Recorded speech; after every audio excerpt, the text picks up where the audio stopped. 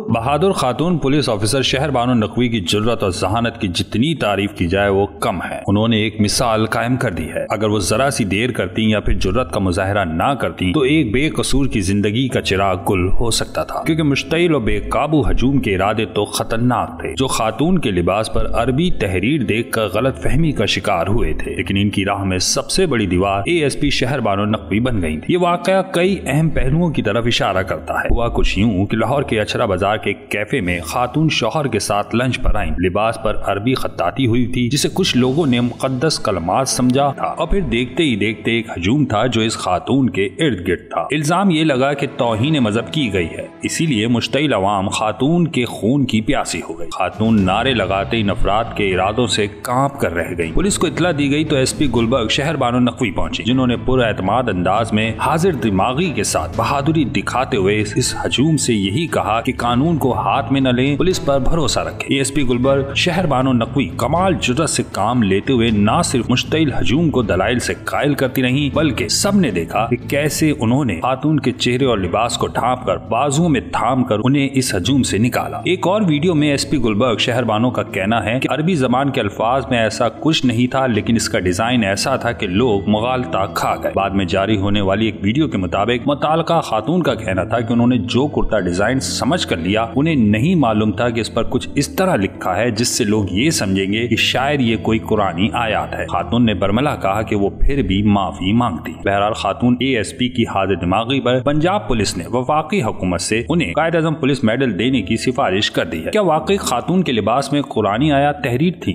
मालूम तो यही हुआ है कि खातून ने जो लिबास पहना हुआ क्लोथ ब्रांड शालिक रियाज का था। कपड़े पर अरबी जबान में हलवा लिखा था, जिसकी माने खूबसूरत, हसीन और मीठे के हैं। अब सवाल ये भी है कि महज अरबी रस्मुल खत देख कर आवाम इसे कुरानी आयात क्यों समझी? इस सिलसिले में कहा जा सकता है कि बेशतर हजूम इस बात से लाइल्म था कि अरबी दूसरी जबानों की तरह एक जबान है, जबकि हर अरबी रस्मुल खत कुरान शरीफ की कोई आयत नहीं होती। अरबी जबान में शायरी भी होती है, कहानी नवीसी भी, ड्रामा निगारी भी और दीगर शोबों में भी अरबी इसी तरह इस्तेमाल की जाती है जैसे हमारे यहाँ उर्दू या फिर कोई और जबान। लिहाजा किसी भी अरबी तहरीर को ये समझना कि वो कुरानी आयत है दुरुस्त नहीं। अवाम में ये शऊर नहीं था कि अरबी खत्ताती और कुरानी आयात दो अलग अलग हैं। लाइल्मी या गलत फहमी की वजह से बहुत कुछ खौफनाक हो सकता था। यहाँ ये भी बता देंगे जिस तरह की इबारत से आरास्ता लाहौर की खातून ने लिबास ज़ेतन किया हुआ था, इसी नौइयत के मलबूसात खासे फैशन में हैं, जिनमें उर्दू की इंकलाबी शायरी होती है। इसी लिबास में फैज अहमद फैज या हबीब जालिब या इलामा इकबाल की शायरी भी प्रिंट होती है, और लाहौर की खातून ने इसी से मुतासिर होकर ये ड्रेस पहना होगा जिस पर अरबी रस्मुल खत थे, जिसने हजूम को गलत फहमी का शिकार कर दिया। तजियाकारों के मुताबिक जरूरी है कि जिम्मेदारान इस सिलसिले में अवाम में बाकायदा शऊर भी उजागर करें कि अरबी में लिखी हर तहरीर कुरानी आयात नहीं।